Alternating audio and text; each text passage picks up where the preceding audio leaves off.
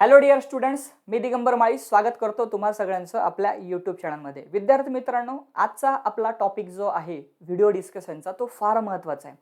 कारण की तुमच्यापैकी बऱ्याच मुलांचं असं मत बनलेलं आहे बोर्ड एक्झामच्या बाबतीत की बोर्ड एक्झाम काहीच महत्त्वाची नसते.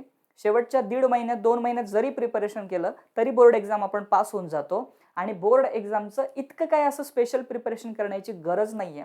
ओके, खरं प्रिपरेशन जर करायचं असेल तर MSTCDचं केलं पाहिजे, नीटचं केलं पाहिजे, JEEचं केलं पाहिजे, बिट सॅटचं केलं पाहिजे किंवा अजून इतर ज्या एंट्रन्स एक्झाम्स आहे त्यांचं केलं पाहिजे. कारण की त्या एंट्रन्समध्ये जर स्कोर आला तर आमचं हायर स्टडीजमध्ये जे हायर कॉलेजेस आहे तिथे ॲडमिशन चांगल्या कॉलेजला, रेप्युटेड कॉलेजला होऊ शकतं. त्यामुळे बोर्ड एक्झाम इतकी महत्त्वाची नाहीये असं भरपूर मुलांचं मत आहे. आता हे तुमचं जे मत आहे या मतावरून तर आपण असंच म्हणायला पाहिजे की बोर्ड एक्झाम खरंच महत्त्वाची असते का? तर उत्तर तर नाही येत आहे, पण बाळांनो तसं नाहीये. बोर्ड एक्झाम का महत्त्वाची आहे आणि तिचं प्रिपरेशन तुम्ही सिरियसली का केलं पाहिजे मी तुम्हाला ह्या व्हिडिओमध्ये समजावून सांगणार आहे. कारण तुम्ही जर तसं नाही केलं तर तुमचं फार मोठं नुकसान होऊ शकतं. नुकताच एक न्यूजपेपर पण आला होता बाळांनो, ज्यामध्ये छत्रपती संभाजीनगर तुम्हाला सगळ्यांना माहिती जे आधीचं औरंगाबाद आहे तिथला हा न्यूजपेपर होता, तिथली ही न्यूज होती. त्यांनी असं स्पष्टपणे सांगितलं की बऱ्याच विद्यार्थ्यांना फार्मसीसाठी किंवा इंजिनिअरिंगसाठी जे प्रवेश त्या ठिकाणी हवे होते त्यांना MSTCT मध्ये खूप चांगले मार्क्स होते, पण बोर्ड एक्झाममध्ये जो ग्रुपिंग क्रायटेरिया आहे तो त्यांनी क्रॉस न केल्यामुळे, तो त्यांनी क्वालिफाय न केल्यामुळे त्यांना ॲडमिशन्स मिळाले नाही. त्यांचं वर्ष वाया गेलं बाळांनो. आता तुम्हाला ही गोष्ट जरा मी सिरियसली समजावून सांगणार आहे आणि तुम्ही बोर्ड एक्झामसाठी का त्या ठिकाणी एक वेगळ्या नजरेने बघणं गरजेचं आहे की बाबा बोर्ड एक्झाम पण तितकीच महत्त्वाची. हे कसं शक्य आहे आणि हे का गरजेचं आहे ते तुम्हाला समजावून सांगतो. व्हिडिओ एकदम व्यवस्थितपणे बघा. राईट, सो सुरू करूया आपण. Okay, just a minute, me colour select करतो. आता मी तुम्हाला ना इथे एक उदाहरण घेऊन सांगतो. सपोज मी एक विद्यार्थी पकडतो म्हणजे मी या ठिकाणी एक विद्यार्थी घेतो, त्याचं नाव आहे अमोल. ओके, अमोल नावाचा एक विद्यार्थी आणि सपोज हा विद्यार्थी ओपन कॅटेगरीचा आहे. राईट, ठीक आहे. आणि अजून एक विद्यार्थी मी पकडतो, त्या ठिकाणी सपोज आकाश घेऊया आपण. ओके, आकाश नावाचा एक विद्यार्थी आहे आणि हा जो विद्यार्थी आहे हा असं समजूया आपण की ओबीसी कॅटेगरीचा आहे. राईट, ठीक आहे. सो 2 विद्यार्थी घेतले मी, एक ओपन कॅटेगरीचा आहे आणि एक ओबीसी कॅटेगरीचा आहे. आता इथे तुम्ही एक गोष्ट समजून घ्या, हा जो अमोल आहे ना, तर या अमोलने पण MSTCDची तयारी केली, आकाशने पण MSTCDची तयारी केली आणि दोघांनाही खूप भारी स्कोर्स मिळालेत. ओके, अमोलला त्या ठिकाणी 99 स्कोर आलाय, 99 पर्सेंटाईल स्कोर आला. Okay, percentile score. आणि आकाशचा स्कोर हा त्या ठिकाणी 98 पर्सेंटाईल आलेला आहे. ओके, राईट, इथपर्यंत क्लिअर आहे. आता हे स्कोर्स आहे ना नंतर कळतात, MSTCDचे स्कोर हे उशिरा कळतात, पण त्या अगोदर आपल्याला बोर्ड एक्झामचे स्कोर्स हे जवळपास कळून झालेले असतात. आता हा अमोल जो आहे हा ओपन कॅटेगरीचा स्टुडंट आहे.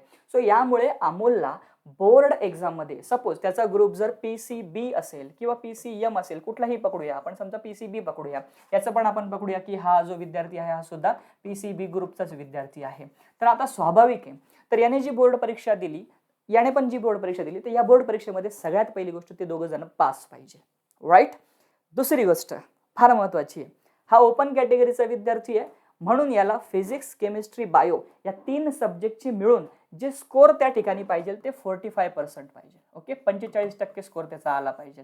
आता 45% म्हणजे कसं, फिजिक्स त्याने किती मार्काचा पेपर दिलाय, 70 मार्काचं त्या ठिकाणी थेअरी दिली, 30 मार्काचं प्रॅक्टिकल म्हणजे 100 मार्काचं. केमिस्ट्री तसंच आहे, बायो पण तसंच, म्हणजे त्याने 300 मार्काचा पेपर हा बोर्ड एक्झाम मध्ये दिलेला आहे. सो 300 पैकी त्याला 45% पाहिजे, म्हणजे किती मार्क्स झाले, 300 पैकी 45% म्हणजे 135 मार्क्स त्याला कमीत कमी त्या ठिकाणी मिळाले पाहिजे किंवा त्याच्यापेक्षा जास्त मिळाले पाहिजे.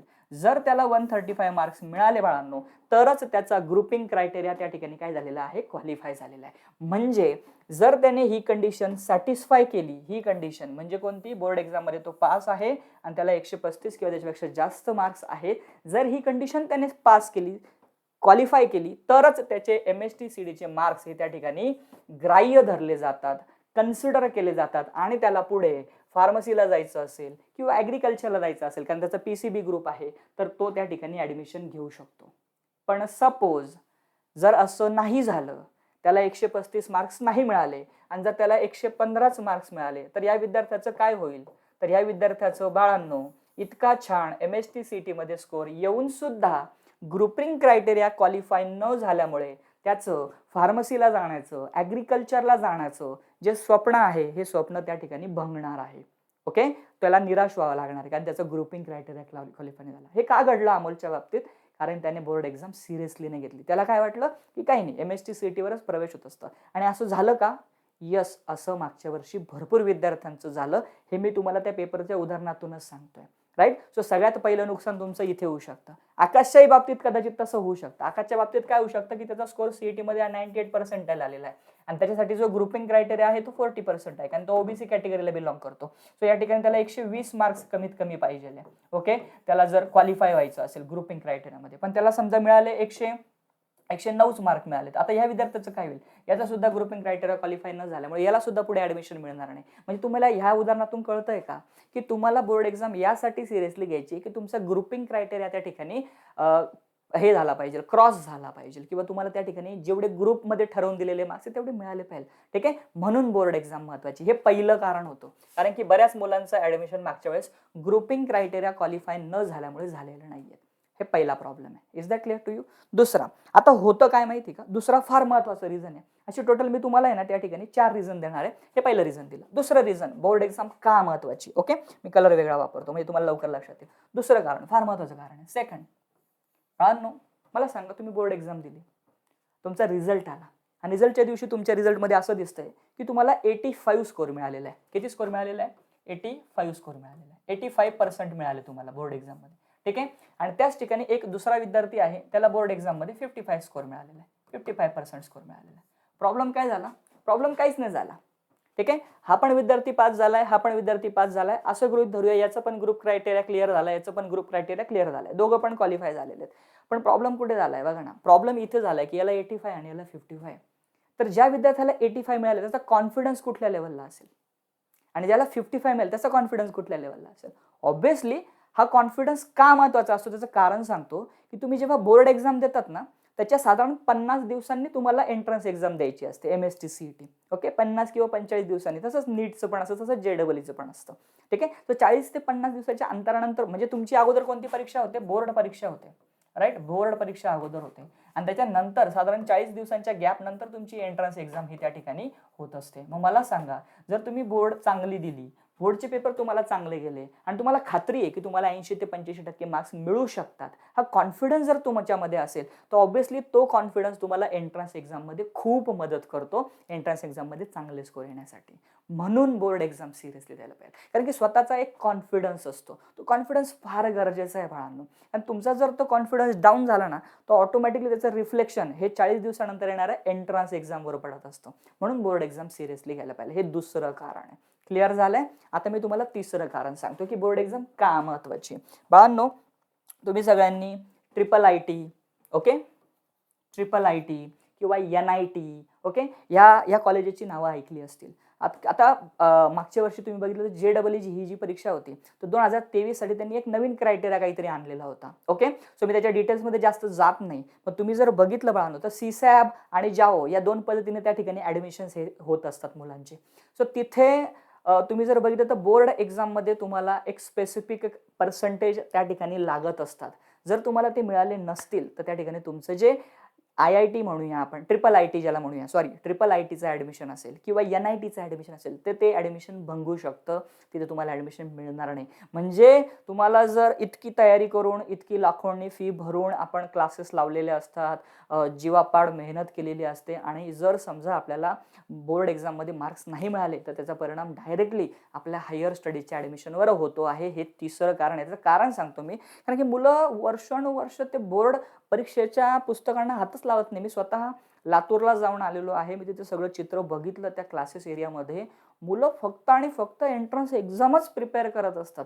बोर्डकडे कोणी शिकत पण नाही, कोणी शिकवत पण नाही आणि कोणी बघत पण नाही. त्या मुलांनी कुठेतरी बाहेर कुठेतरी ऍडमिशन्स घेऊन ठेवलेले असतात कॉलेजेसमध्ये आणि तयारी काहीच करत नाही. ओके, आणि मग हे मुलं काय करतात, जेव्हा बोर्ड एक्झाम आलेली असते त्याच्या 1 महिना 2 महिने अगोदर मग युट्यूबला येतात.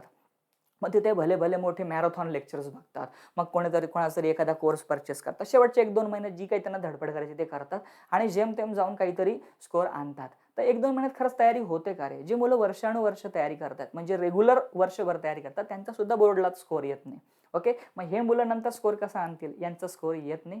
बऱ्याच मुलांची ही व्यथा, ही तुमच्यापर्यंत नाही येत किंवा मुलांना माहिती नसते. ओके, सर असं सुद्धा होतं की बऱ्याच मुलांचे बोर्डमध्ये स्कोअर येत नाही, हे त्याचं तिसरं कारण आहे. राईट. आणि चौथं कारण मी तुम्हाला ते सांगितलं त्याप्रमाणेच की आपल्या आजूबाजूला जी काही चर्चा चालू असते.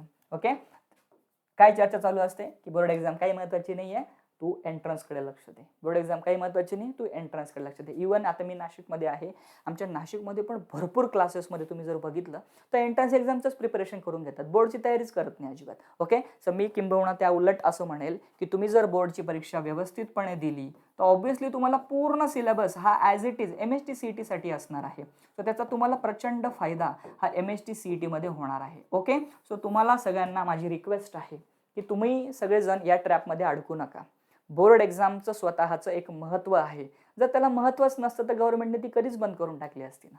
ओके, सो बोर्ड एक्झामला पण स्वतःचं एक महत्त्व आहे. त्याचं महत्त्व तुम्ही समजून घ्या. वेळेतच तुम्ही बोर्ड एक्झामचा अभ्यास करा आणि मग तुमच्या एंट्रन्स एक्झामला सामोरं जा. ओके, नाही तर मागच्या वर्षी ज्या मुलांचे प्रवेश त्या ठिकाणी राहून गेले किंवा ज्यांना प्रवेश मिळाले नाही इंजिनिअरिंग, फार्मसी किंवा मोठमोठ्या कॉलेजेसमध्ये, तर त्यांची 1 वर्ष वाया गेल्यानंतरची जी फिलिंग आहे ती फिलिंग तुमच्या वाट्याला येऊ शकते जर तुम्ही बोर्ड एक्झाम सिरियसली घेतली नाही तर.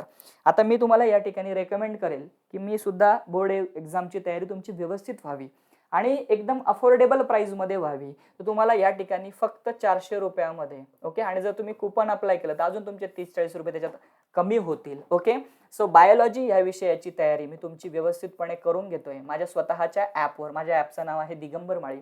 हे तुम्ही इन्स्टॉल करा, हा कोर्स परचेस करा. इथे मी तुम्हाला बायोलॉजीचा जो काही सब्जेक्ट आहे त्याची व्यवस्थितपणे तयारी करून देतो आहे. तर तुम्हाला जर करायची असेल तर भरपूर मुलांनी हा कोर्स ऑलरेडी जॉईन केलेला आहे, कारण की त्यांची तयारी झालेली नाही आहे. त्यांना भीती वाटते आहे की बायोची तयारी माझी होईल की नाही. तर एवढ्या सगळ्या गोष्टी मी त्या कोर्समध्ये ऑलरेडी कव्हर करतो आहे. माझे 1-1, 1.5 तासाची दररोज लाईव्ह लेक्चर्स होत आहेत. ओके, त्याचं एक शेड्यूल ठरलेलं आहे, त्याप्रमाणे मुलं माझ्यासोबत कनेक्ट होत आहे. लाईव्ह सेशन्स, आणि हे लाईव्ह लेक्चर्स आहेत बाळांनो, हे लाईव्ह रिव्हिजन लेक्चर्स आहेत. इथे मुलं माझ्यासोबत कनेक्ट होत आहेत. तर तुम्ही सुद्धा कनेक्ट व्हा. आणि 400 रुपये काही खूप काही नाही आहे. आपण क्लासेसमध्ये किती फीस भरलेली असते, त्या मानाने हे 400 म्हणजे एकदम किरकोळ अमाऊंट आहे. सो हा एक परफेक्ट स्कोअर मिळवण्यासाठी डिझाईन केलेला कोर्स आहे. तुम्ही जॉईन करू शकता. तुम्ही मोबाईल आणि लॅपटॉपवरून तो बघू शकता.